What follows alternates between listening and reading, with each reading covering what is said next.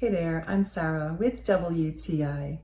Do you love incense but hate the mess it can create?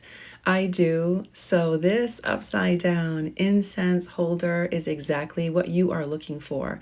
It's going to hold your incense stick upside down inside this glass holder, and all of that ash is going to collect at the bottom. It's not going to fall all over your furniture or get on your carpeting.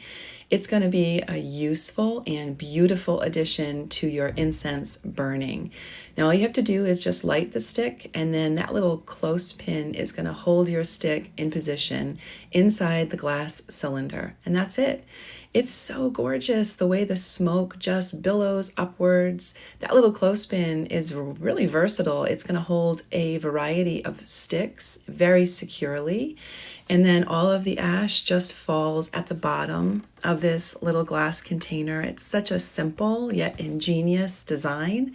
If you or someone you love burns incense, this would be a fantastic gift. It's simple, it gets the job done, and it does so beautifully. The minimalistic design will go with many different home decors. It just kind of adds a focal point to the room.